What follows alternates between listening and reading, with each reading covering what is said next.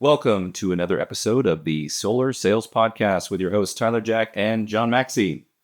The Solar Sales Podcast is a back-to-basics show focused on new people entering the solar industry and a safe place to turn people that want to have some continued education. We keep it fairly anonymous, and we aren't here to inflate any one person or company. This is a raw and unfiltered perspective free from recruiting. If you're listening to us because a friend sent you our link for Apple Podcasts, Spotify, YouTube, or another platform, this podcast was designed with you in mind. Trust me, you're in the right place. Don't forget to like, share, and subscribe to our channel for updates. We are releasing a new show once a week. Yeah, so John, what are we talking about today?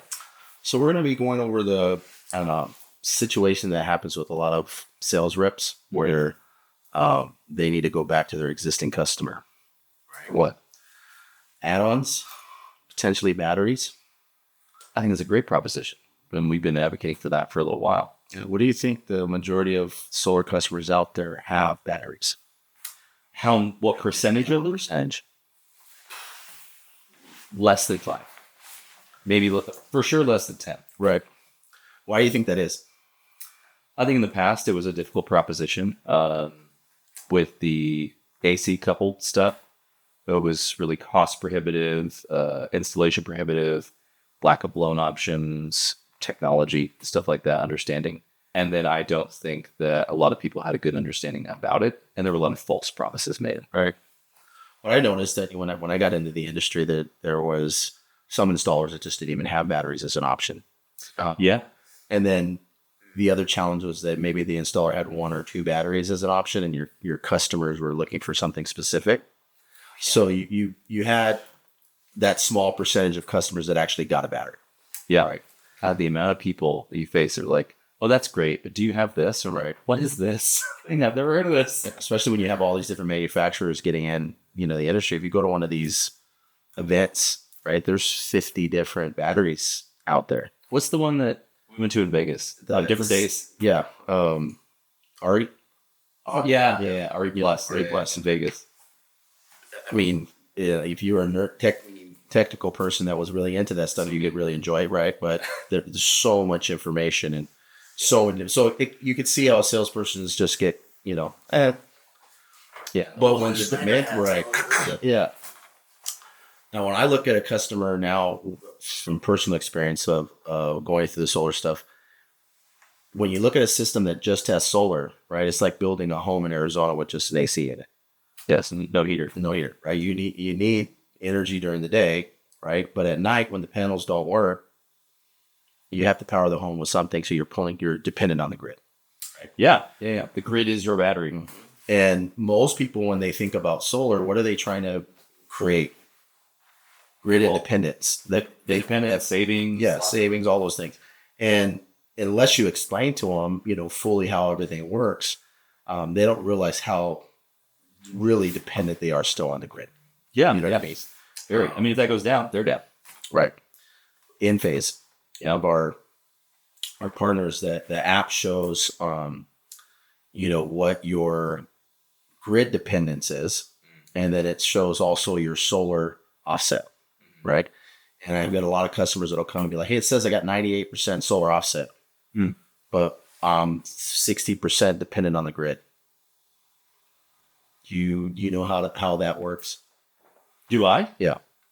Yeah. I mean, because they're selling it back and forth to the grid with their solar in the middle of the day, and so 98%. Yeah. So 98% of what they're maybe they use 30,000 kilowatt hours and they produce 28,000 kilowatt hours. Right. But of the 28,000 kilowatt hours, they only use 8 of it, and 20 gets sent back to the grid.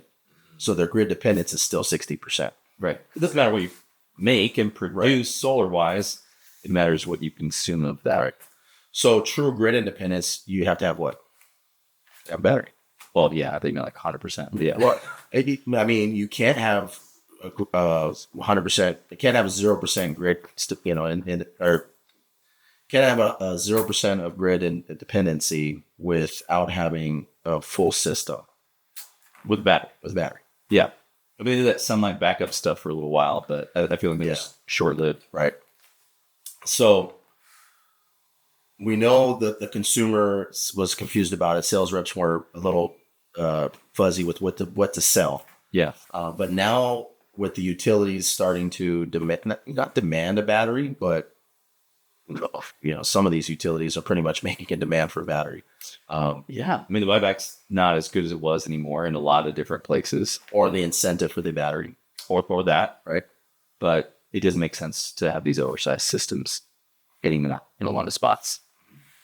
And so what are some of the challenges that sales reps face when you deal with existing customers and you add a battery option? You mean, what do I know that they face, or what do they think that they face? Well, there's two parts to it, right? So Okay. you have what we really know as the install, what happens, on the technical side, Yeah. and then what the sales reps thinking when they're going back to ask for more money, if you will. Yeah. Um, Yeah. Technical side is you got to play with the same technology, like for like, or you're going to rip the old inverter and stuff off and put a new one on, or it has to be within a certain size range to keep it AC coupled, and add a battery on, something like that. So lots of those types of things. Then what does the rep think is, if I'm going back to this person, is going to be a good proposition.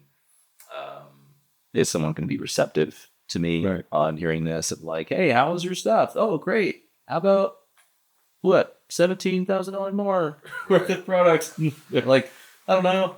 Yeah. So I think the sales reps out there have to be, one, they need to understand what their customer has. So if they've got an existing database, or they're just knocking doors of homeowners that have solar already, right? They need to know what they have, right? You mean the manufacturer of Yes. the inverter? Right. Okay. They need to know the manufacturer of the inverter and the size of the system, right? Because that will depend. They also reevaluate the utility bill to see what is happening.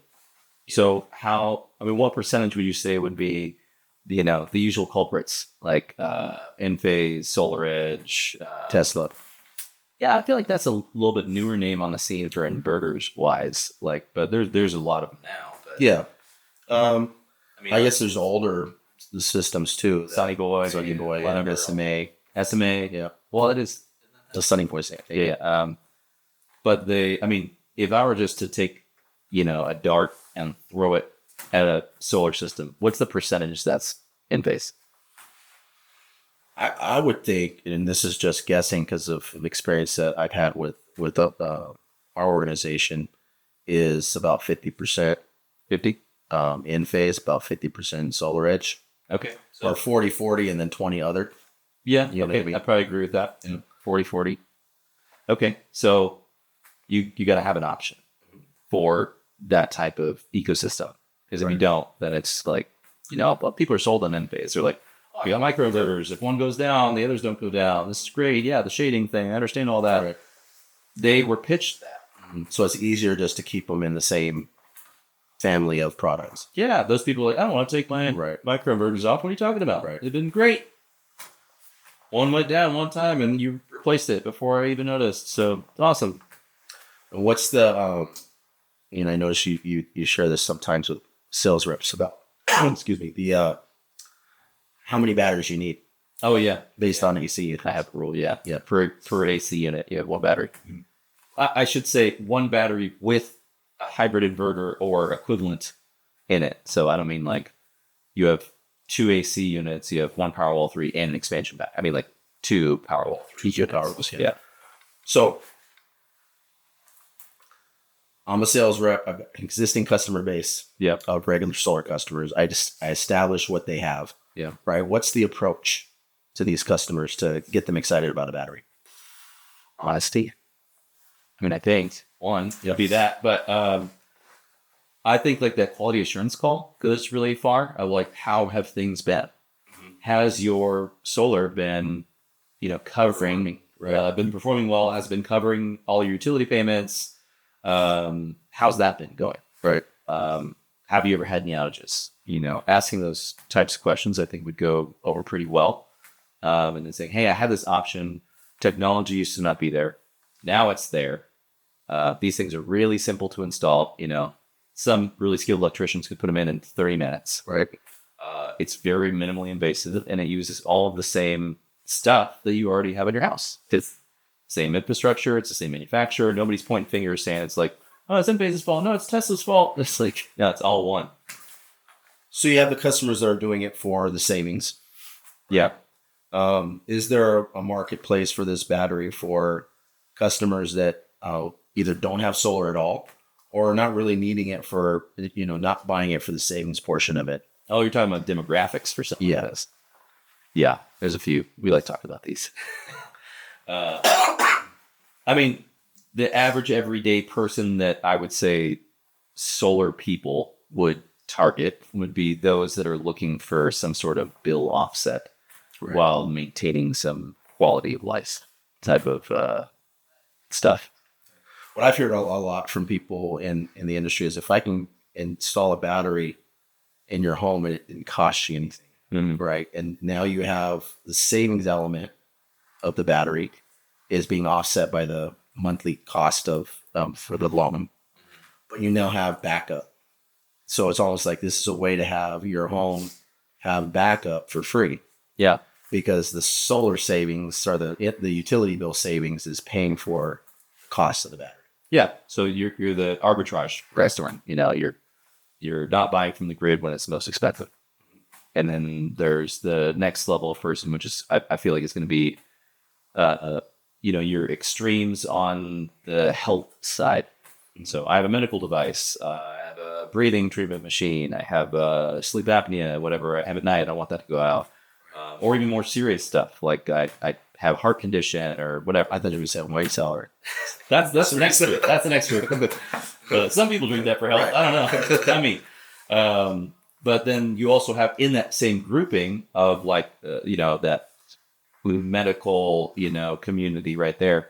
You also have the extreme age ranges too. So you're going to have like young children and elderly, right? Of like, hey, if my power goes out and my AC goes out, is everybody going to be okay here? Or are we going to have to leave? Right. And is everybody in a position to get up and leave at any time? Like, kids can't drive, and sometimes elderly people can't drive like that and get up and move. So I know there's some outages maps where you can kind of see where different places lose power, right? Yeah. And I know there's some communities where it seems like it's 2-3 times a year that their power goes out. Yeah. Right. So those would be definitely areas to target. There's little pockets all the time. They're actually on Tesla's website too. When you go for a Powerwall purchase, they have here's outages. Yeah. Everybody has gone out. And I saw that the other day when I was getting a quote for somebody, showing them the difference in the prices. Oh yeah. And it had that outage map on there. Mm-hmm. So that's really handy. And then I think the third group is those. Well, I guess there's 4 technically, but the third group is those that don't want their stuff to go down, and the quality of life people. Like truly, if I have a wine cellar and I don't want it to, anything to go bad or expire or whatever, or I have a deep freezer and I'm a hunter and I don't want my meat to go bad because, man, it took a lot to get that out of the forest. Yep. Or whatever. You could have a million variations of that. I think there was one situation where I think it was the water was tied to it somehow. And when the grid went down, they couldn't. Oh, they didn't pump the water? Couldn't pump the water. Oh, because of the way that it was set up, So I had a customer too who had a generator installed on the property, and I was like, "Hey, you think power went out that they'd stop pumping gas?" I was like, "I don't know, right?" About that. Yeah. So I mean, there's all sorts of different scenarios for that, and then you have your extremes, which is your doomsday preppers, which is like prolonged grid outage. Are we good? Little house on the prairie type of stuff. I have, freeze dried food at my house in my garage ready to go for whatever situation. Like, who does that? Stop. it's I'm the problem. Right. But no, that's okay. Coming from me, I understand how it sounds, but that's real, right? Somewhat, and that can happen. But I don't think it happened forever. But what if it not for a week? Right. And there's places to get hurricanes and tornadoes and all sorts of stuff all the time, and knocks down power poles and all that. And a lot of times they won't be back up for a really long time. Right. And so, those people are displaced from their homes. What do? You have no cell phone. You can't charge it. Right. No laptop, no whatever, no AC, no refrigerator, no nothing. So I think there's a bigger market for batteries than the average sales rep out there really thinks about, and you look at the range of types of customers that need a battery. Yeah. The fact that the utility companies with the time of use programs and the VPP programs and those are all incentives to make it where it's affordable to put the battery in and have both, right? It pays for itself, and then you still have all this reliance on the back. Yeah, I mean, that's how I use mine at my house. Is right. Say, hey, don't use power from this time to this time, and you program the, peak hours when to not do it.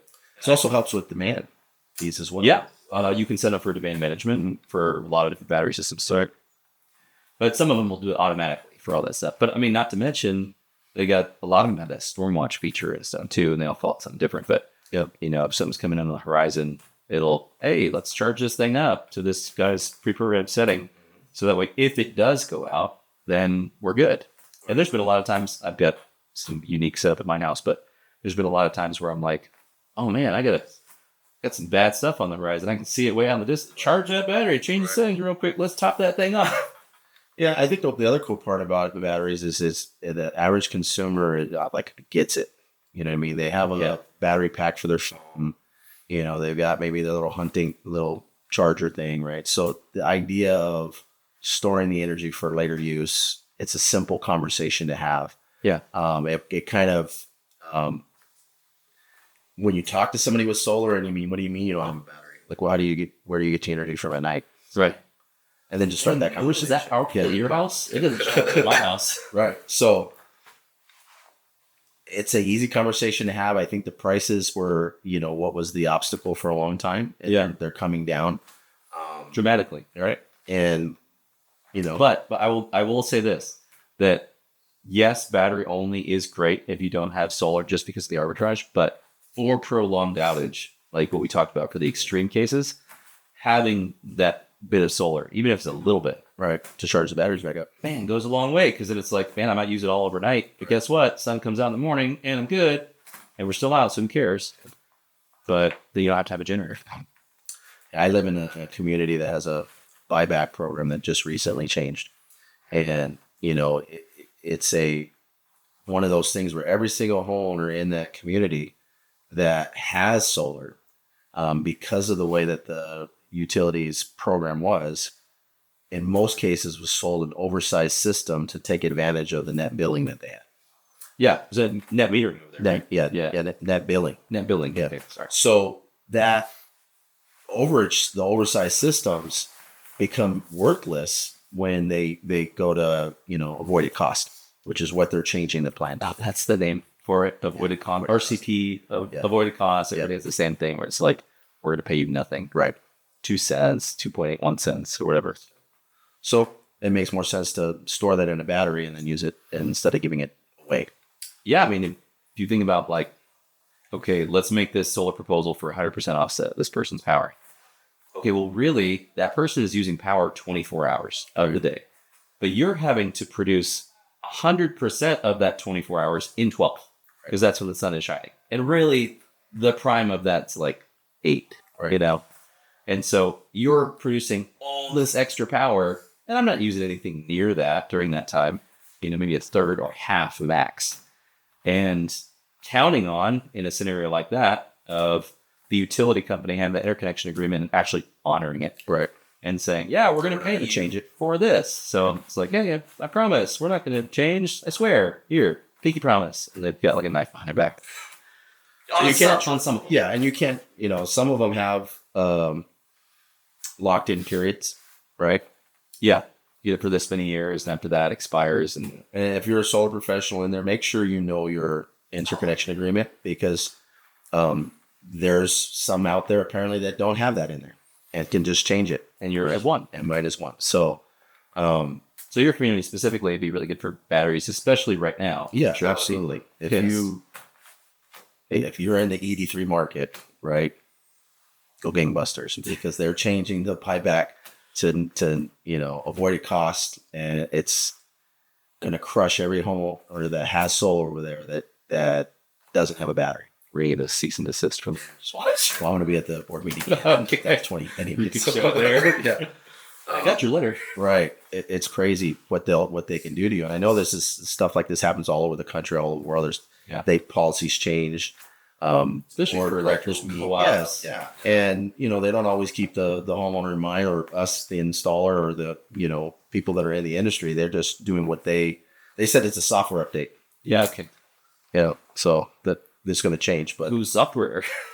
I don't know. Theirs. Is that app? The way they do you. Yep. Yeah, that's crazy. That's So- like, man, I was. And how do you not, as a professional in the space, like, I'm sure you get a bad rap going back to people for that. Just like, hey, by the way, this is happening, and you know that bill that went down to $50 a month. By the way, that's going back up to $350 a month. And I'm sorry to be the one to tell you that. But like, what the hell? You lied to me. I didn't lie to you. Right. This was very Right, valid and true when we went through this interconnection application and agreement, and there was no sign saying that they could do anything about changing it. But they just randomly woke up on a Tuesday and decided to do that. Yep. December 1st, 2025, they changed it. Oh, really?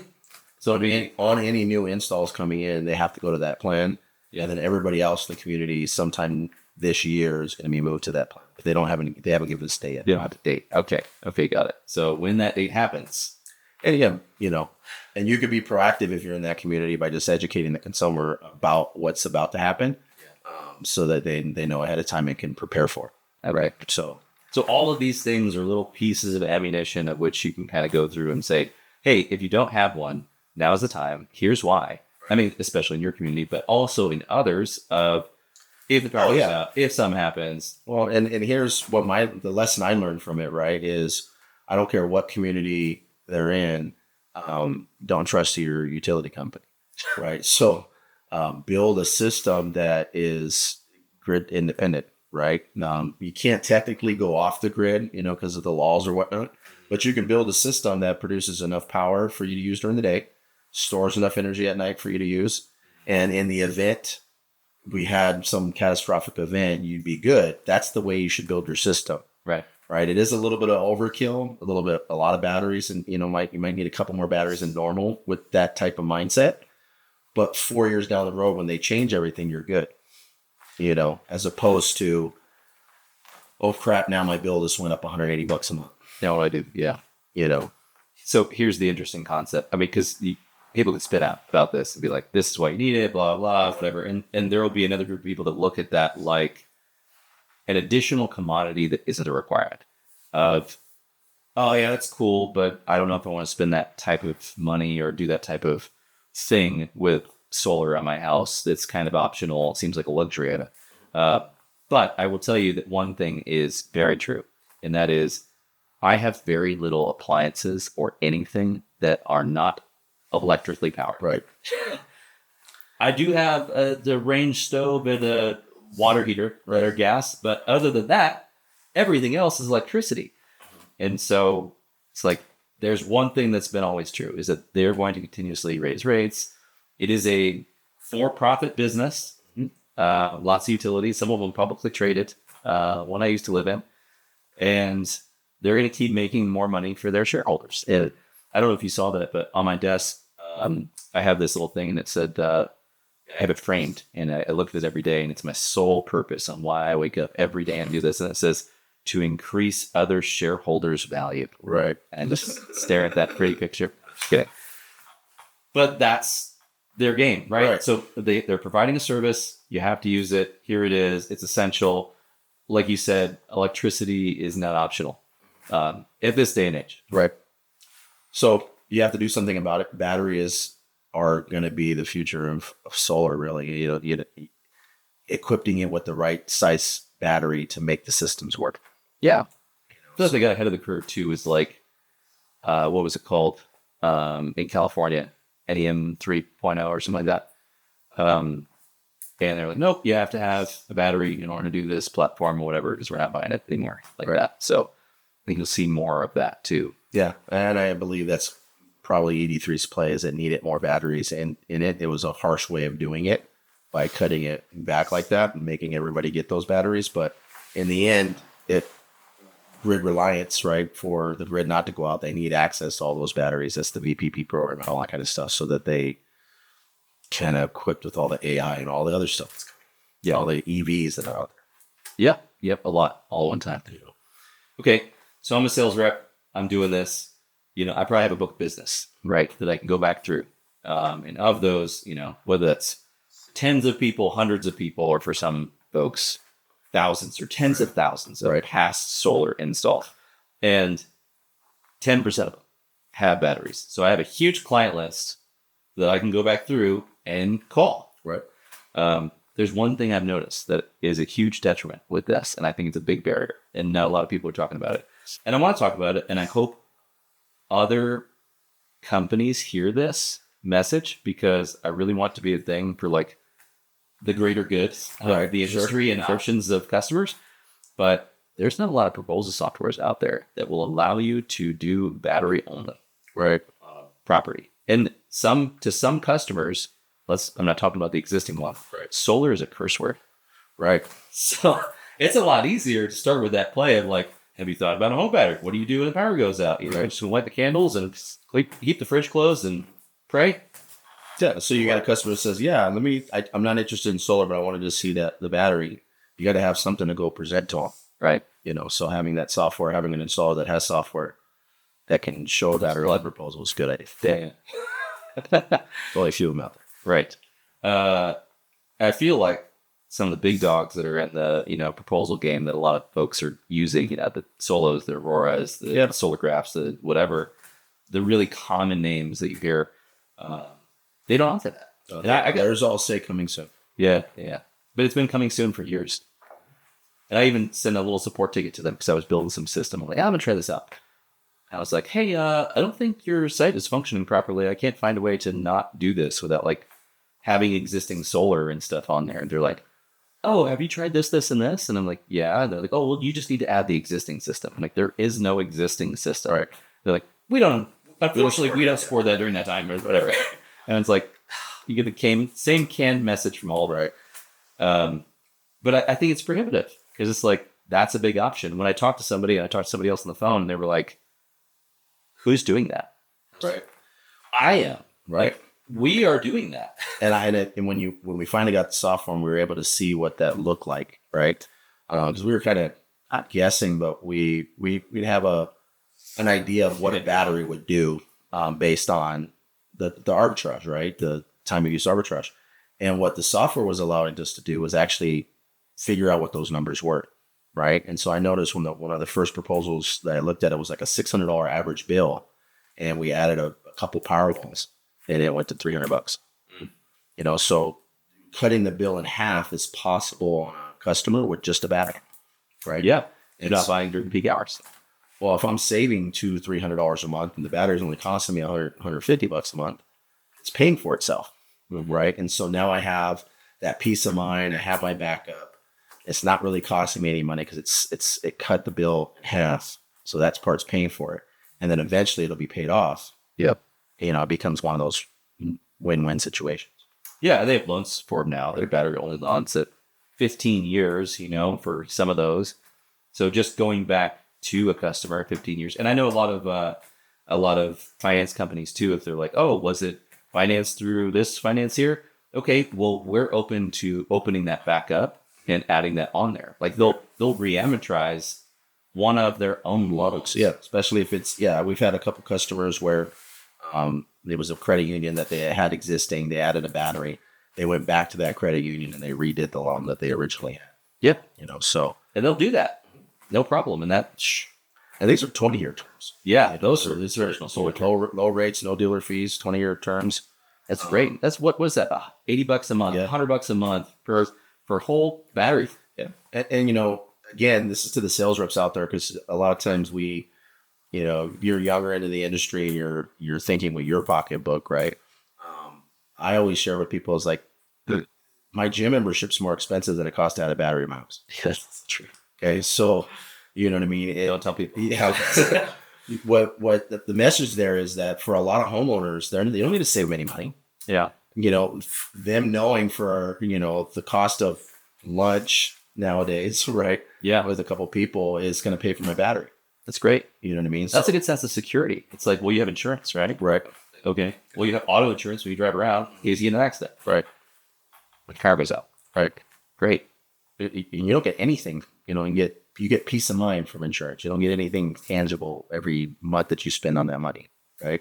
Man, I've spent $100 on stupid stuff. You get a battery for one of those, it's like, man, now it's probably what, $15 a piece to go to McDonald's or whatever. So I'm saying, like a family of 4 twice.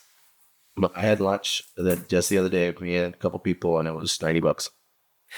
See, and so it's like, to have the peace of mind of having your home protected. If you got loved ones at home, you got elderly people at home, you got kids, you got expensive taste, so you got nice stuff in the home that you just want to keep the energy going.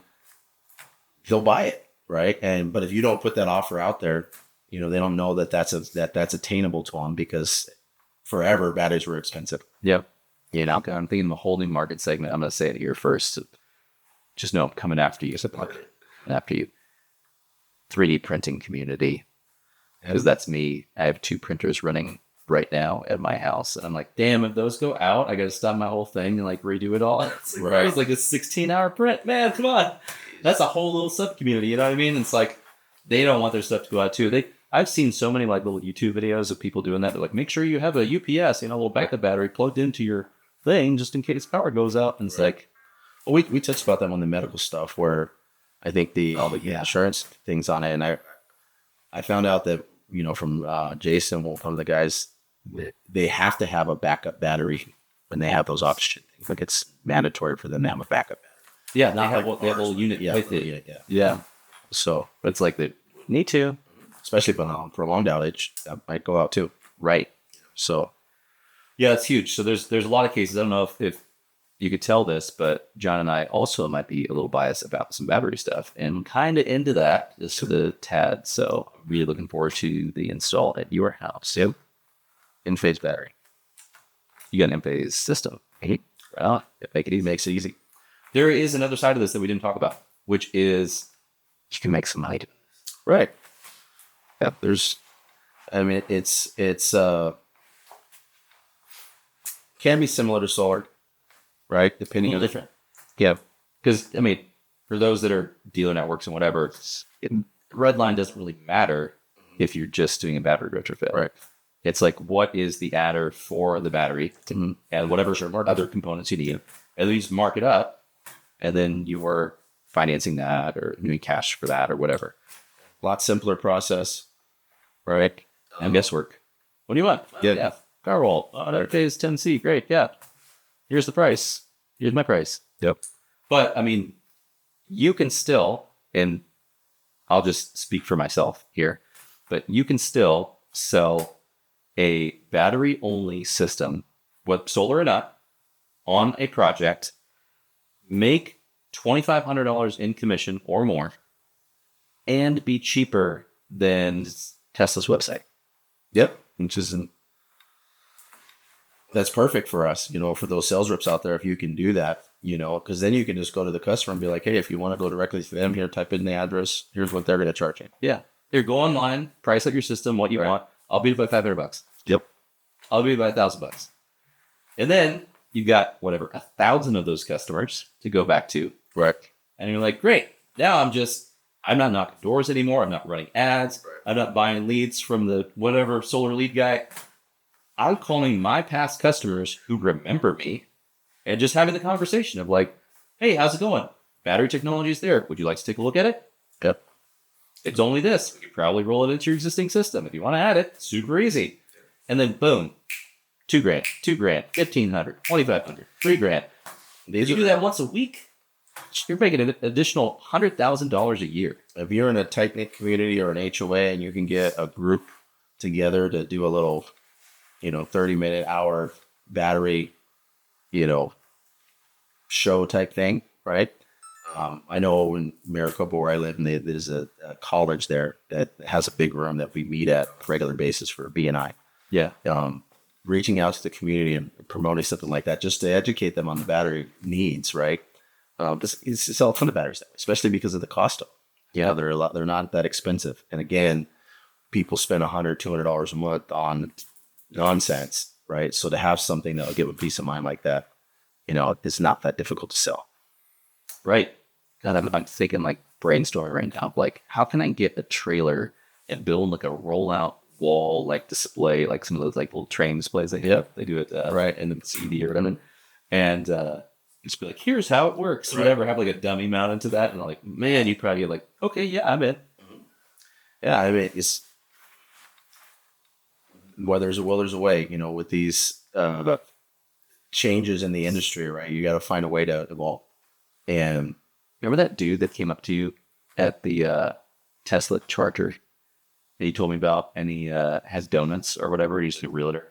oh yeah, and not only that, you know, I think whoever's doing it's getting in trouble. Where the charging stations I have for my Mach-E, the Electrify, everyone that I go to, there's a advertisement for batteries, and it's got a little QR code. Really? It's some dealer. And you scan the QR. Oh, he put a sticker on it. Yeah, put a sticker on it. So we scan the QR code, and We are not recommending this, but it's a tactic. right.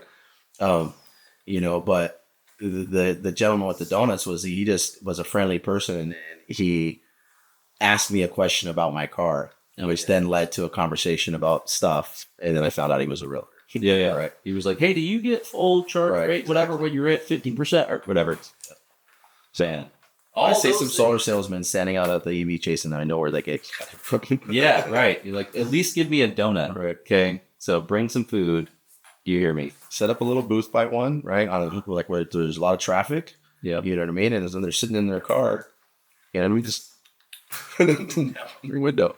Or better yet, you know, you got kids, do a little lemonade stand right there, a little mobile lemonade stand, and hey, do you want a free whatever? Yeah, why? I'll get a QR code on that thing. If you want a battery, here.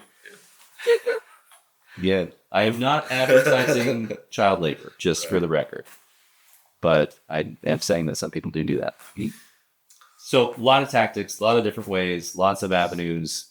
Even if you don't want to go pitch solar, or you don't want to go door to door peddling this thing, you don't have to. Right. No, I think this is you're going to see a lot of companies that traditionally aren't in the solar business, right? The home service business types, like AC company that's starting to sell batteries. Yeah. Right. Because it's bull companies. You know, anybody that is doing home services, this is a really easy add-on that they can add to their, to the things that they do. So that's also true. Okay. I like it. Well, I think there's a lot of batteries to be sold this year. And that's also what some of our suppliers say. They're like, you know who's going to be just fine? Battery manufacturers. Like, yeah, that's not wrong. Yeah. And I think more incentives are going to come, from that. The value that the utility has for every battery that gets installed that's part of their VPP program. Yeah. It gets better and better and better. Right. Sure, it's more reliable. So they're going to keep and continue to incentivize that. Decentralized grid. Come on, let's go. I'm ready. Do we have anything else to talk about for that portion? I think we're good on the batteries. Okay. I want to take a quick segment to talk about some people that make this possible, which are our lovely sponsors. I'll be very quick.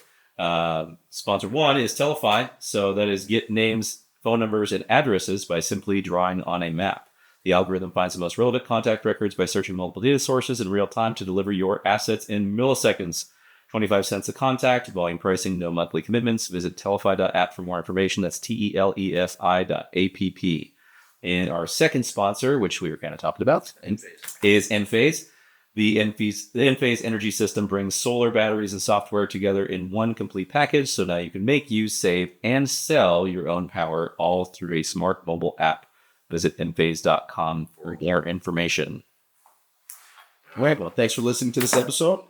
If you want to leave some feedback on how batteries, selling batteries, the challenges that you might have, go ahead and share that feedback with us. We'd love to hear the comments. Yeah, or shameless plug, down in the video comments or whatever, or tell us how we're wrong, because we're wrong a lot. And we count on you guys to tell us that we're wrong. I actually frame a lot of those comments, and I have them on my wall, I think. I've got some really spicy ones too, so thank you guys for that. All right, so that's this week's episode. We'll see you guys again within about a week. Yep.